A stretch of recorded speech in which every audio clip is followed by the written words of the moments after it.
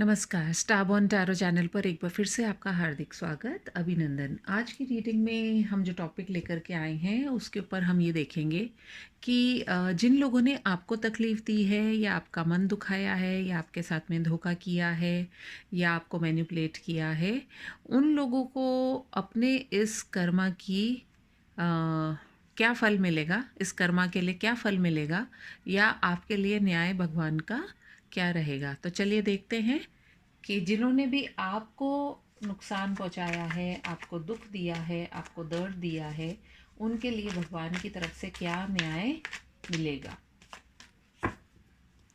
Dear angels, spirits and guides, please give me clear messages for my viewers.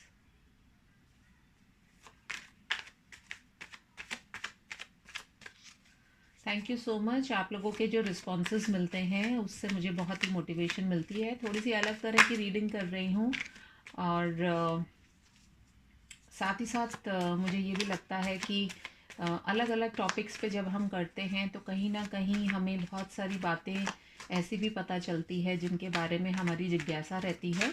तो let us सी कि जिन लोगों ने आपको तकलीफ़ दी है, सबसे पहले तो हम देखते हैं कि अभी सिचुएशन क्या है, अभी आपकी सिचुएशन क्या है। सबसे पहले तो हम यही देखेंगे कि आपकी सिचुएशन क्या है हाल फिलहाल। जिन लोगों ने आपको तकलीफ दी है तो आप अभी किस सिचुएशन में हैं। All right, the lovers, 9 of pentacles, 10 of wands, 2 of swords, 4 of wands, 4 of swords, 6 of swords and the tower.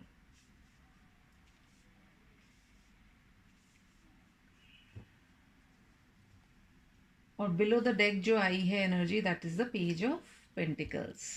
जो मुझे आपकी जो एनर्जी लग रही है अभी हाल फिलहाल, मुझे ऐसा लग रहा है कि कहीं ना कहीं आप एक स्टेबल एनर्जी में अब आ रहे हैं।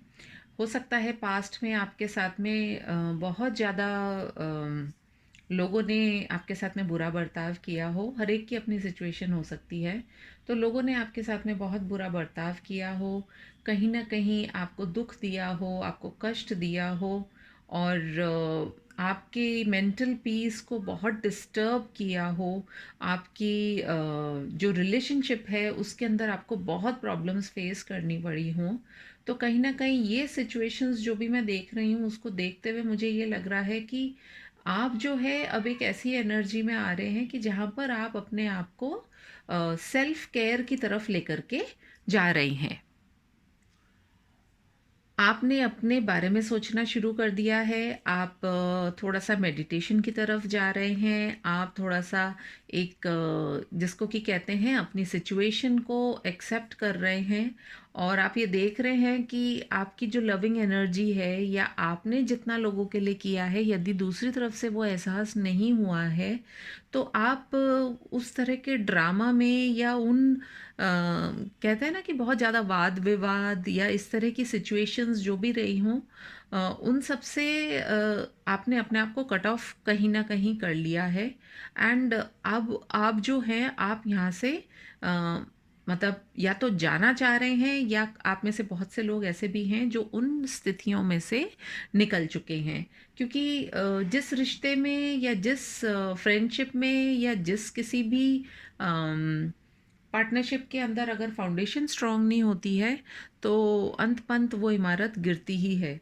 तो कहीं ना कहीं आप जो हैं आप आपकी जो आंखों पर जो पट्टी बंधी हुई थी, आप अपने दिमाग में सोच सोच के परेशान हो रहे थे।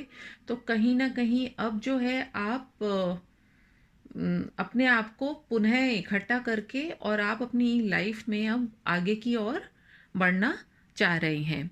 Late me see from the Osho Zen cards, अगर हमें कुछ क्लैरिफायर्स भी मिल सकते हैं या हम ये देखें कि अब जो है आपकी स्थिति तो ये है कि कहीं न कहीं आप अपने आप को स्टेबल करने में लगे हुए हैं, आप आगे बढ़ना चाह रहे हैं अपनी लाइफ में। आप वो जो बोझ है अपने जीवन में या आपके दिल पे, आपके दिमाग पे, आपके फ़ाइनेंसेस पे, आपके अ, हर तरीके से आपकी लाइफ को जो बहुत डिस्टर्ब जो कर रहा था, आप उस एनर्जी में अब नहीं रहना चाहते हैं। आप कहीं न कहीं अब आपको ये लग रहा है कि भई बहुत हो चुका और मैं अब आगे बढ़ना चाहूँगी या चाहूँगा। तो ये तो आपकी स्थिति है ना? इसको हम थोड़ा-सा इधर रखते हैं। थोड़ा-सा अब ये देखेंगे कि आपकी एनर्जी तो ये है, लेकिन लोगों को इसके लिए क्या, उनके ऊपर क्या असर पड़ेगा या उनके लिए क्या न्याय रहेगा, जो कि हम पहले ही डिस्कस कर रहे थे अपनी रीडिंग के अंदर कि उनके लिए इसके बाद में उन्होंने तो ये सब किया जो आप बहुत परेशान हुए, उनके लिए क्या निकल करके आने वाला है। The angel spirits and guides, please give me correct messages.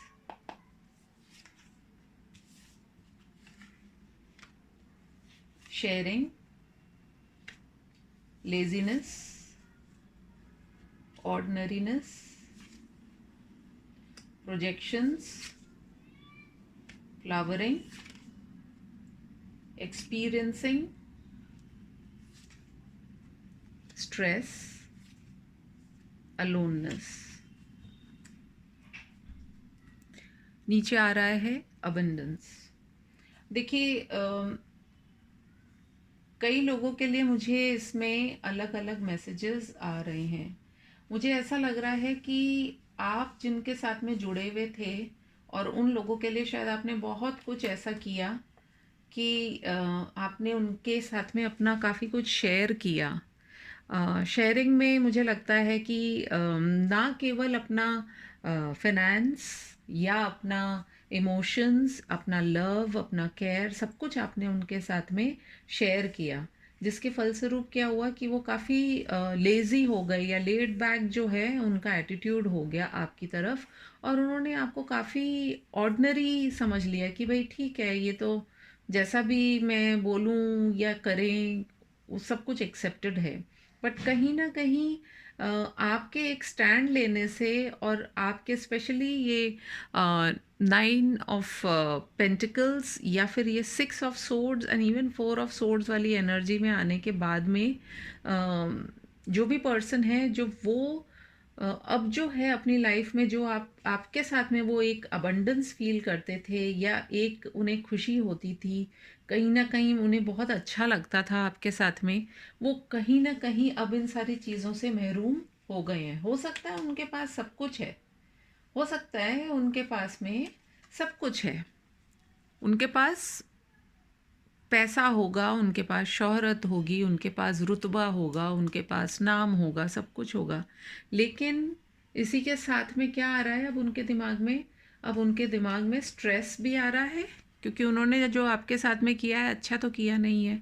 तो चाहे दुनिया को दिखाने के लिए वो कितना भी अपने आप को बाजा बजा बजा करके खूब खुशी अपनी एक्सप्रेस करें या दुनिया को दिखाने के लिए बहुत खुश रहें, लेकिन वो काफ़ी स्ट्रेस जो है वो अनुभव कर रहे हैं, और साथ ही साथ वो अपने आप को एक देख रहे हैं इस अलोननेस वाली जो एनर्जी है उसमें पा रहे हैं। क्यों?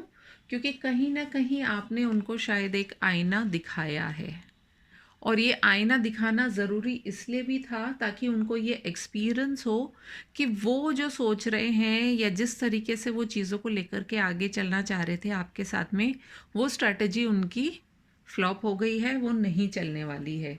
तो कहीं ना कहीं जो न्याय जो है वो उनके लिए यही रहेगा कि उनको इस जीवन में ये चीज़ का एहसास ज़रूर रहने वाला है कि उन्होंने अपने हाथ में एक बहुत ही प्यारे इंसान को, चाहे अगर वो फ्रेंडशिप के हिसाब से आप देखते हैं तो एक बहुत अच्छे फ्रेंड को खो दिया, अगर आप लवर के हिसाब से देखते हैं तो एक बहुत अच्छा लवर खो दिया, अगर आप एक पार्टनर के हिसाब से देखते हैं चाहे वो लाइफ पार्टनर हो या वो बिजनेस पार्टनर हो, तो बहुत अच्छा एक उन्होंने जो उनके पास में एक साथी था उसको उन्होंने खो दिया है। और देखते हैं हम कि जो हमारे एंजल्स हैं वो इस बारे में हमको क्या कह रहे हैं या एंजल्स आपको क्या कह रहे हैं. What should you do now. What is the advice और guidance from the angels for you. आपको अब क्या करना है, क्या सोचना है. एंजल्स देखिए आपसे कह रहे हैं लेट गो, जाने दीजिए. Meditation brings answers. Take action. तो कहीं ना कहीं end below the deck energy है आस्क योर एंजल्स. यानी कि आप मेडिटेट कीजिए, आप जाने दीजिए इन सारी जो नेगेटिव एनर्जीज हैं, इन सबको जो है वो अपने आसपास से अब आप जाने दीजिए. क्योंकि कई बार ये होता है कि किसी व्यक्ति के होने से उसकी अहमियत का पता नहीं चलता है, उसके जाने के बाद ही उसकी अहमियत का एहसास होता है. इसलिए आप अपने मन को व्यवस्थित करें, उसका ध्यान रखें और मेडिटेशन करें. आपको अपने लाइफ में जो एक्शन लेना है, आगे की तरफ बढ़ना है. क्योंकि इस कार्ड में यदि आप देखेंगे तो देखिए जो एंजल है वो भी घोड़े पे सवार है और घोड़ा एक तरीके से छलांग लगाने के लिए या आगे जाने के लिए तैयार है. तो आपके लिए भी यही है कि अब आप एक्शन लीजिए, लाइफ में आगे बढ़िए. और जो एंजल्स हैं वो आपके साथ में हैं, क्योंकि आस्क योर एंजल्स का कार्ड भी आया है कहीं ना कहीं. So the angels are supporting you, they are right there with you. तो आप अपना ध्यान रखिए. और हर बात का एक समय होता है. तो आप अपने जीवन में फॉरगिवनेस को लेकर के आएँ. अगर किसी ने आपके साथ में बुरा किया है, आप फॉरगिव करें, क्योंकि न्याय करना आपके हाथ में नहीं है. जो जिसका जो कर्मा होता है उसको फेस करना होता है. तो आप भगवान के ऊपर ये चीज़ डालिए और डेफिनेटली आपके लिए जो बेटर होगा वो आपकी लाइफ में ज़रूर आएगा. उम्मीद करती हूँ ये रीडिंग आपको पसंद आई हो. यदि पसंद आई है तो please like, comment, share and subscribe to my channel. Please give a thumbs up to me, मुझे बहुत अच्छा लगेगा. और मैं आपसे फिर मिलूँगी अपनी किसी और रीडिंग में. तब तक के लिए टेक केयर, बाय बाय.